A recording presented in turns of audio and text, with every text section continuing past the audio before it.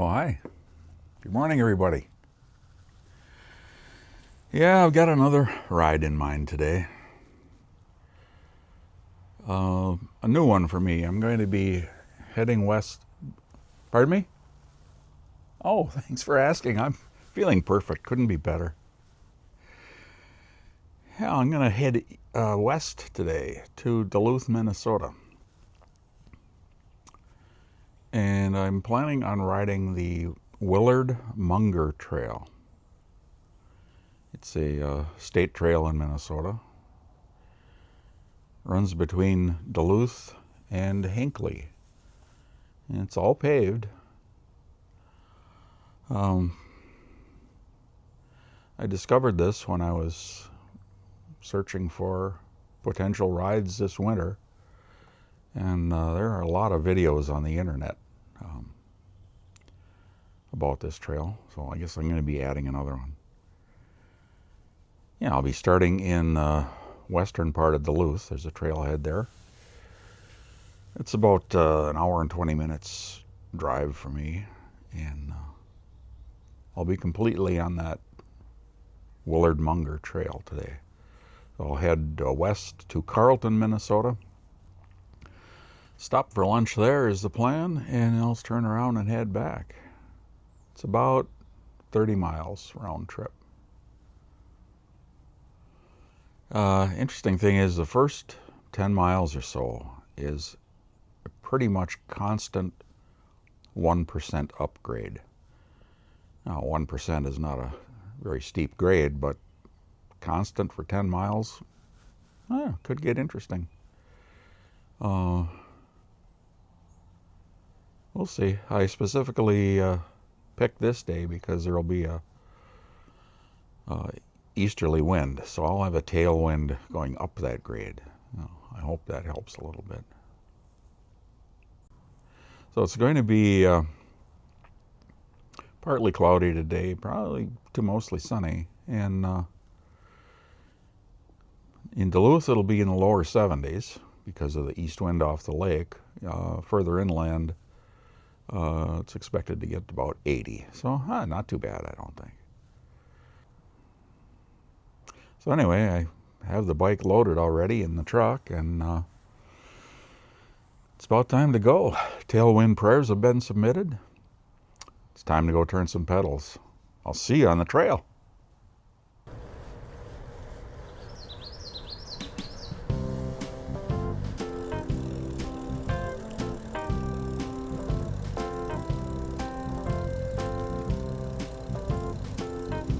Carlton, 14 miles, the sign says.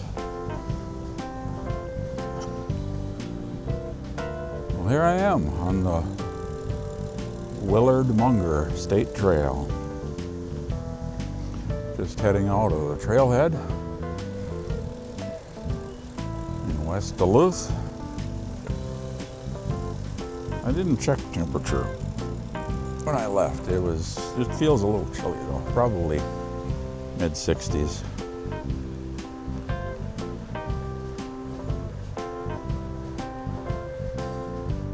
It was funny, as I was unloading, a gentleman even older than myself came up on a bicycle. He had just come off the trail, and he said, gosh, what did he say now? Something to the effect that, "Are you sure you want to go for a ride today?"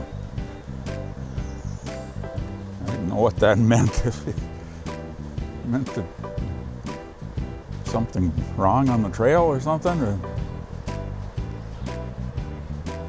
He said no. So I don't know what that was all about.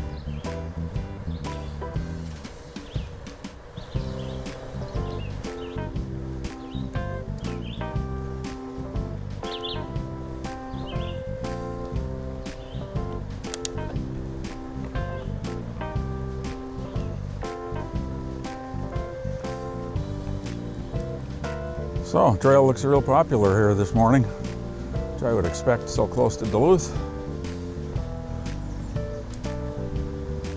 And I think this is a just opened new bridge.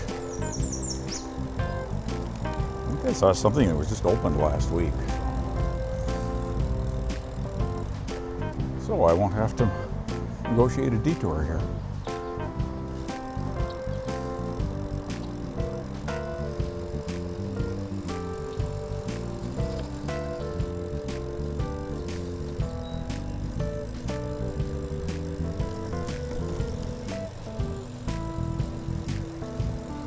Off to my right, I see the ski hill.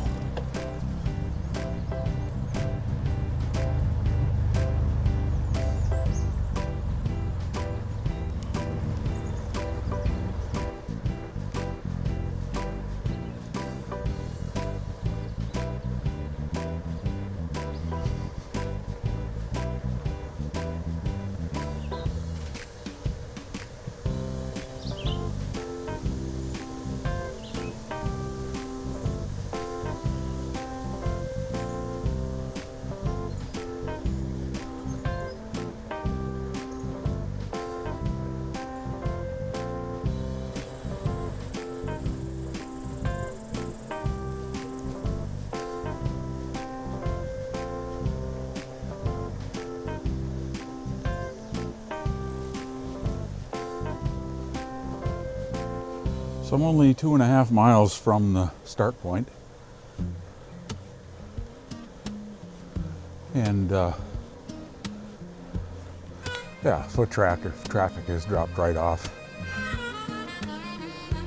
And I'm seeing some evidence of the rock cuts that I've seen on other YouTube videos.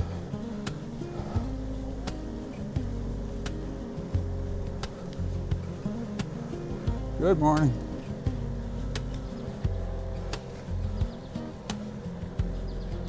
And as I was kind of expecting, I am noticing this uphill grade. It's not much, but it's constant, and I can definitely tell. But I'm able to maintain about 10 miles an hour without a great deal of effort.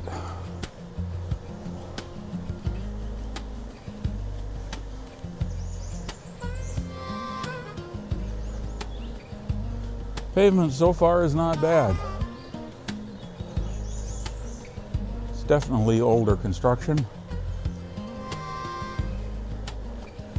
And there are areas where roots have pushed their way up some.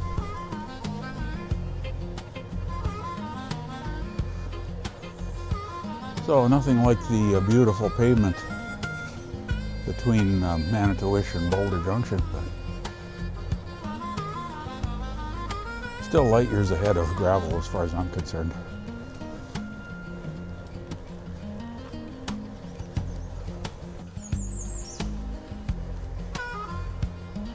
This is not a history lesson for sure, but I did look up some history of the trail.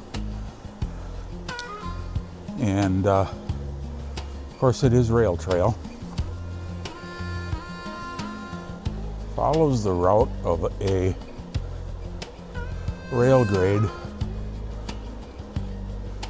originally built in the late 1860s.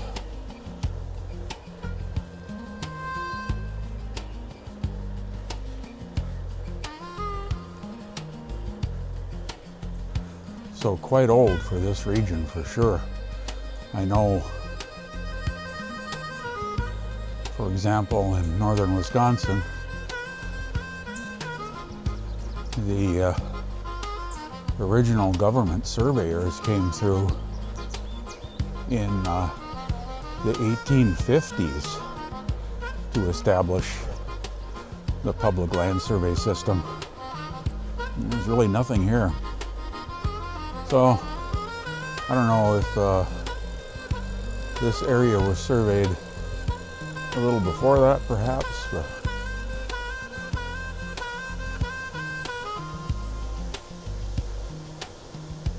yeah, so this route is quite old. Originally built by the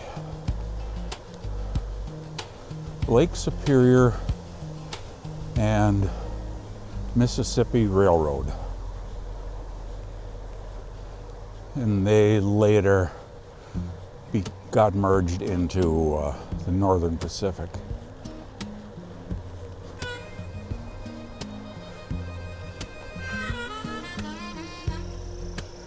And the original grade followed the St. Louis River very closely, but as a result of that, there were a lot of steep hills.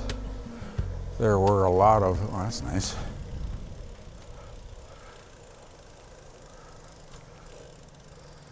I'm going to stop for a second.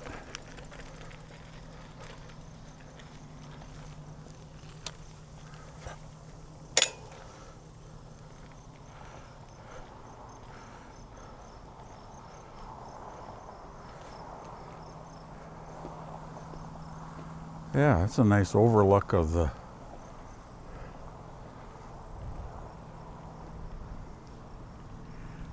I guess it's the eastern terminus of the St. Louis River.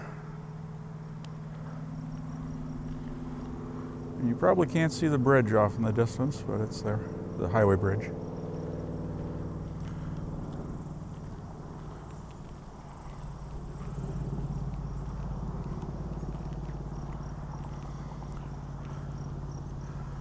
I'll have a little drink here and continue on. Resuming ride. Okay, back on the trail. Let's see, where was I? Yeah, the original route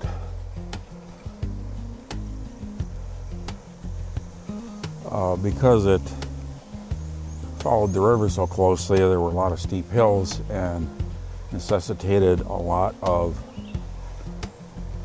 wooden trestles, long and high, and that was just too costly to maintain. Oh, look at, here's a rock cut. Nice.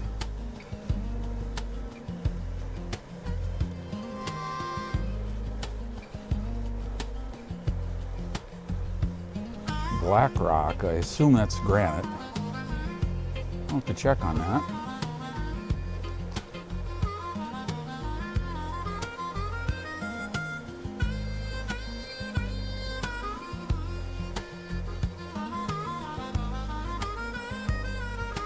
So in 1888, there was a reroute between Carlton and Duluth, and that's the segment that I'm on today. There was a reroute to make the grade straighter and less of a maintenance headache, and that's the that reroute is what I'm riding today.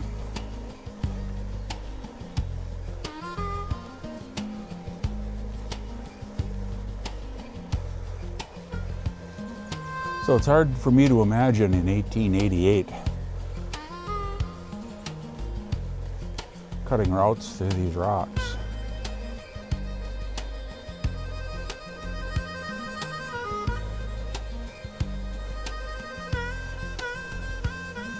Without the modern equipment we have.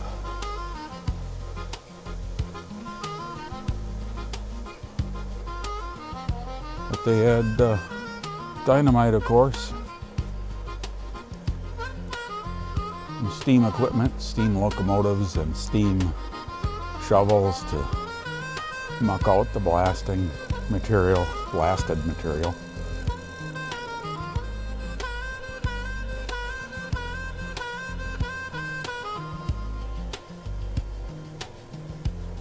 And they managed to do it. And all that work was cheaper than maintaining the trestles and operating on those steep grades.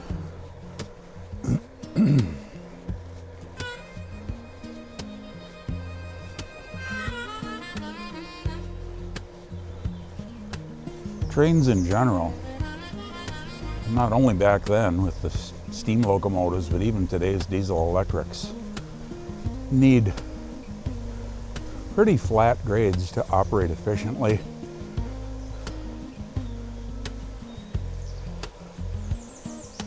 Locomotives are very powerful, of course, but it all comes down to power to weight ratio. And even though you've got thousands of horsepower in that locomotive, if you're towing a long string of cars loaded with freight,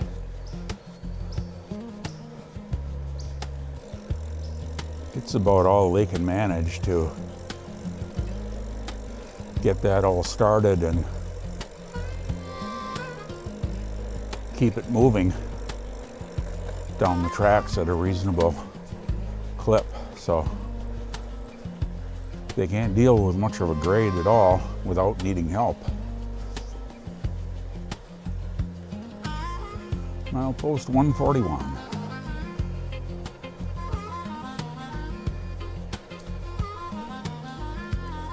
And also, trains are quite top heavy due to the narrowness of the rails. So they need long sweeping turns to maintain speed, and they need to be gentle enough that those train cars don't topple over.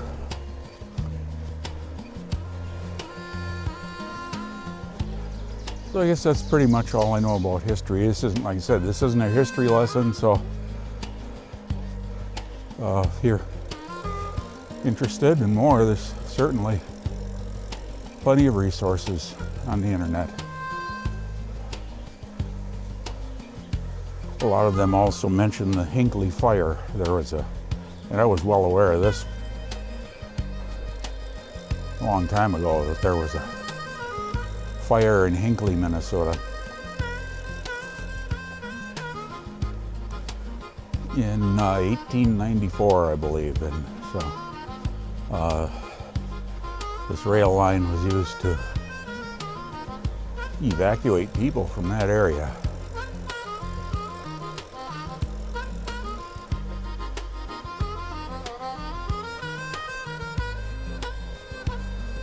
That's enough of history lesson today, I guess. Class is dismissed.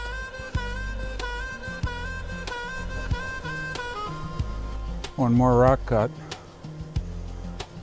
Look at how narrow this is. Just wide enough for the train to pass.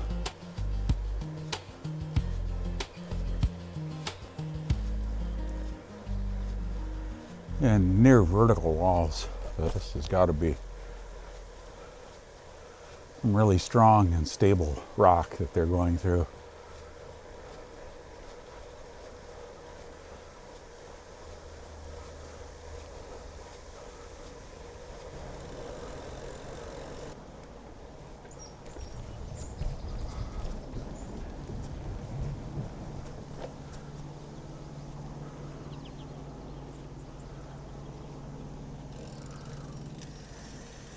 Okay, I've had to stop and start recording quite a bit on that little stretch. There's a lot to see. So this is a bridge over obviously a very active and well-maintained rail line.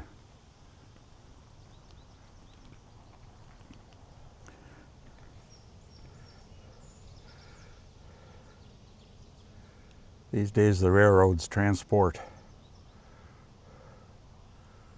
iron ore, well, actually taconite pellets, from the Iron Range in Minnesota down to the port of Duluth.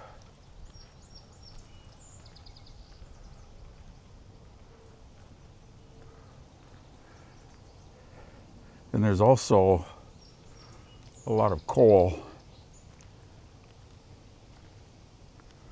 from the northern states that get transported by rail through here to be loaded onto cargo ships to go down the Great Lakes. I'm not sure if they use this route.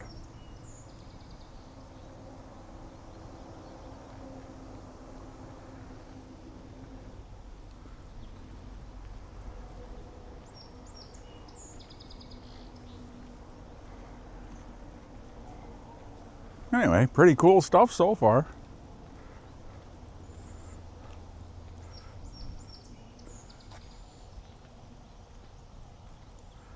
I'll have to stop and get some more still pictures on the way back, I think.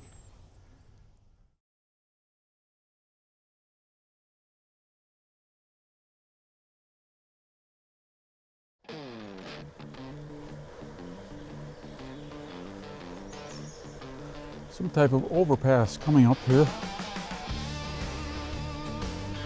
Just for my own reference, this is at 6.6 miles.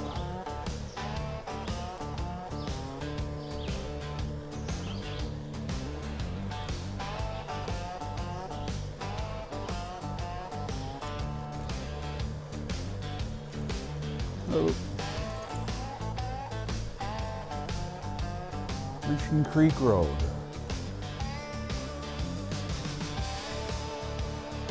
That's an old concrete bridge. What the heck is that? Oh, it's cast in place. Huh?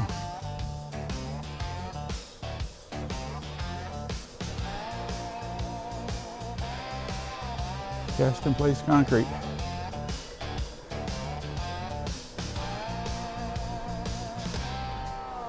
Those aren't the kind of bridges I designed. Well, about everything I did was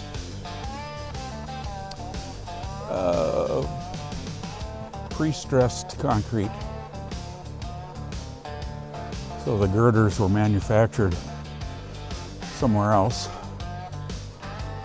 according to the design specs, and then brought to the site. The abutments were typically concrete and were formed out and cast on site. And then once the pre-stressed girders were in place, there was a poured in place concrete deck on top of that. Well, that's what I'm most familiar with.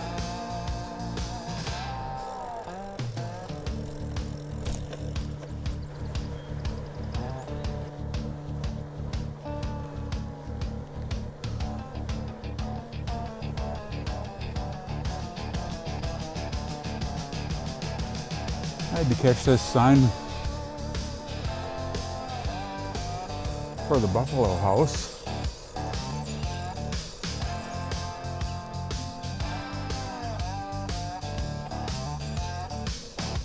I barely remember the Buffalo House from probably 1974 or 75. I was going to school in Superior, Wisconsin Indian Ed Technical College at that time.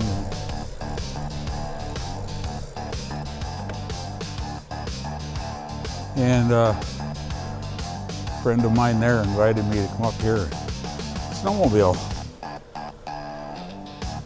So I did. Brought Dad's 1972 Scorpion Stinger up here, and we rode the trails here west of Duluth. And I remember the Buffalo House was one of the stops. I also remember that it started snowing. This was an evening ride. It started snowing pretty heavy.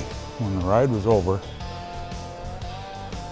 I trailered up the Scorpion and headed back to the place I was living in Superior. And got there and kind of looked around and said, you know what? This isn't looking good. This will probably qualify as my stupid story of the day, by the way. So, I decided, no, I'm just going to head back to Ashland with this thing. So I may not be able to get out in the morning. So, there I am. It's my 1967 Camaro pulling a snowmobile trailer. It's got Scorpion on it from Superior to Ashland.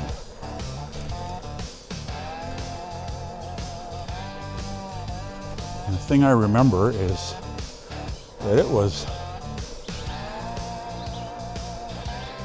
there were two tracks down the middle of the road. This is US Highway 2. There were two wheel tracks down the middle of the road, and I was just keeping in them. Because boy, if I would have got that car out of those tracks, I'd have been stuck for good.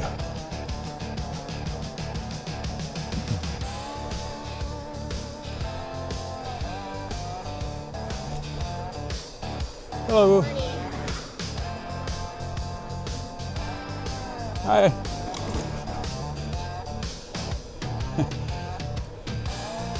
And I remember there was a call of nature at one point, and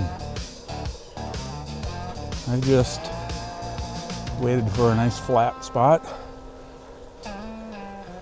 and stopped the car in the middle of the road and did my business.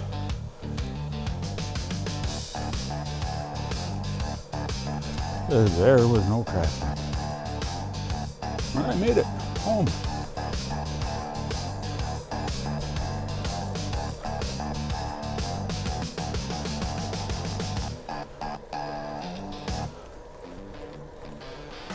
I guess the moral being, if you do have some experience and take some care,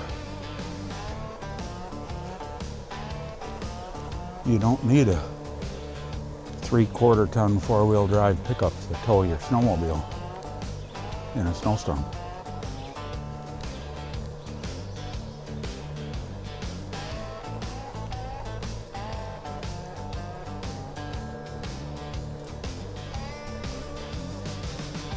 How did I get onto that story? Oh yeah, the Buffalo House.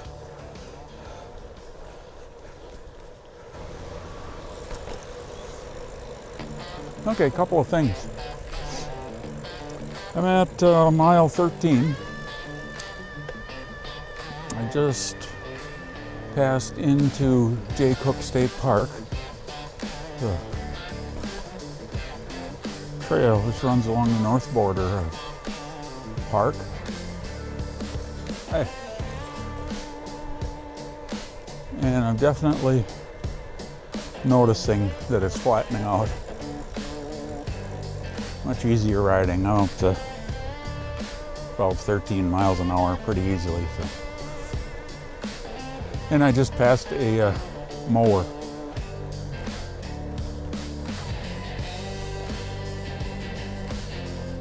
So they don't manicure this to park grade standards as Silas County does, but hey, no worries there.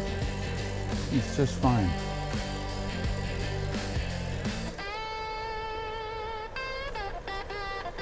And the trail surface, all in all, is not bad.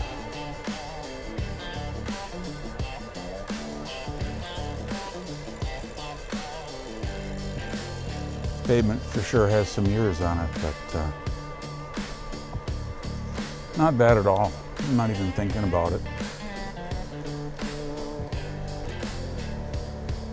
Look at that, up to 14 now. Woo. It'll be interesting to see what that ride back is like.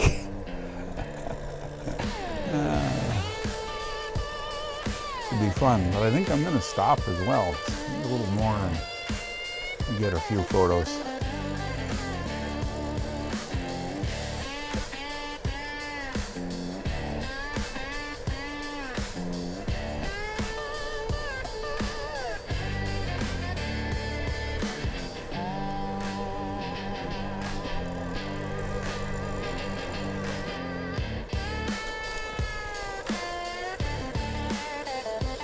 So that's time, gives me time for a mini story before I get to Carlton.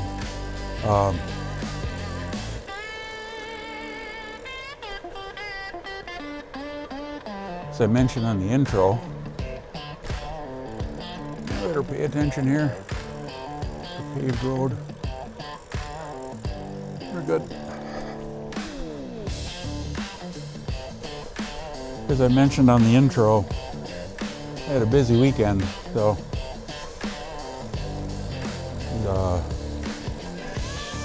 my band played. Well, first I worked at the hardware store until noon. And then my band played at Flying Eagle Resort near Iron River, Wisconsin.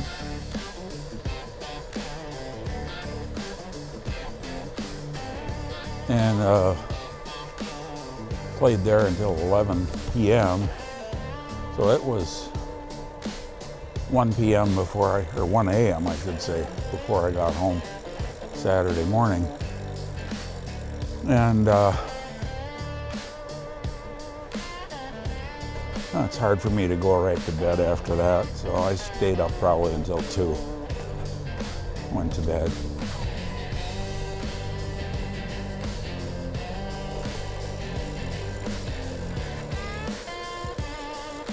I was not feeling the greatest. Ow, what's this? Oh, is this that Forebay Lake? Maybe. Let me stop here. I'll bet it is. Cool. Obviously man-made. So I believe this is a Pausing ride. I believe this is a lake upstream of a dam. I'm sure I can roll a map in here showing that. Neat.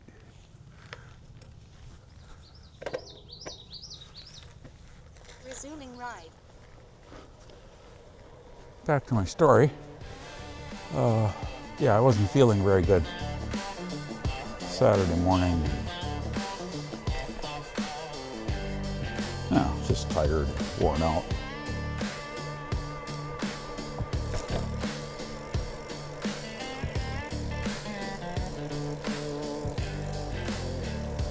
From the late evening, and for those that have never had the experience, hauling gear for a rock and roll band is quite taxing, especially for a guy in his 70s.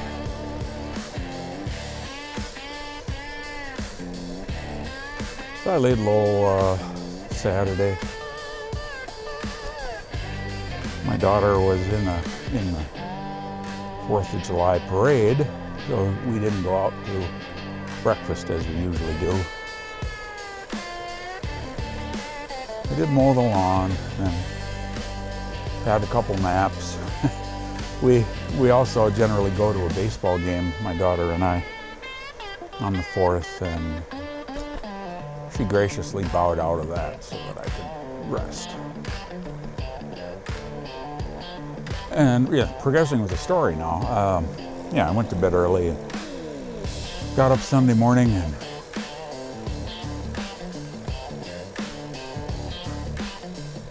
made it to church. And then the band played Sunday afternoon from 2 until 5 at Four Seasons Resort on Lake Nemacoggin near Cable.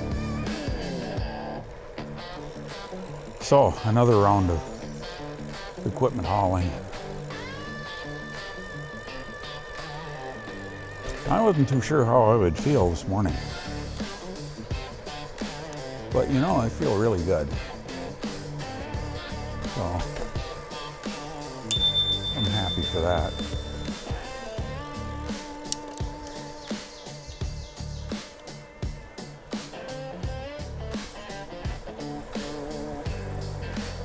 So anyway, I'm happy about that. I feel good.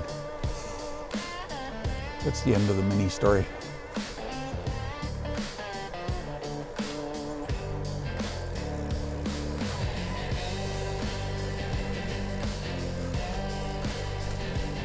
on one of these rides, I think my stupid story of the day is going to be about the band I'm in and the history of that. So, hey, I'm sure you're all looking forward to that, right?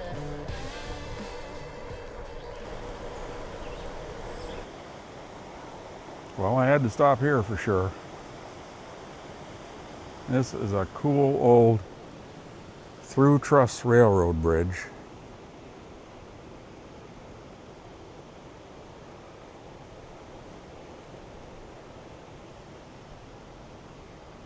Of course, I'm excited about seeing the bridge, but it also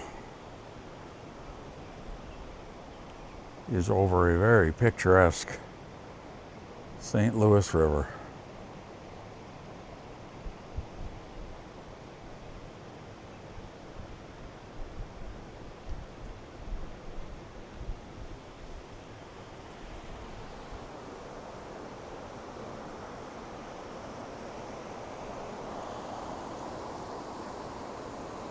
There's a dam off in the distance.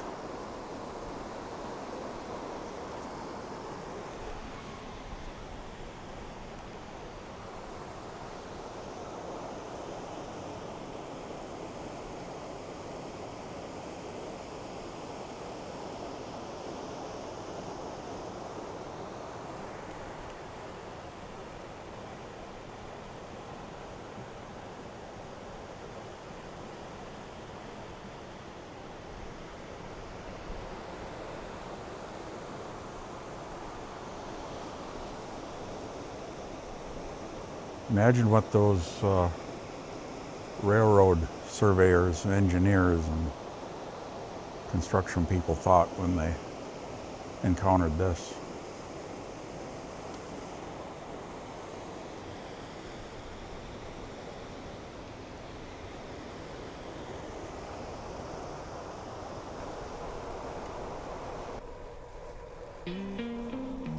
Well, that was beautiful. I've seen a lot of photos and videos of that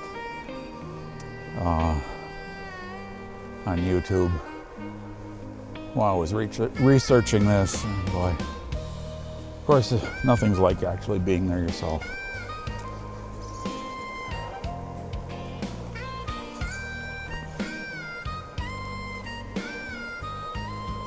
I'm just sailing along now on flat ground. I'm at 13 miles out. I think it says 13.8. So, pretty darn close to Carlton right now.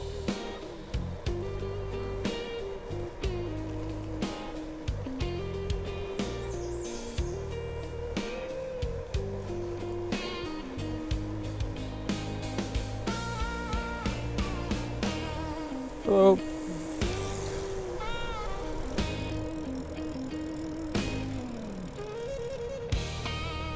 Welcome to Carlton. I think that's my restaurant.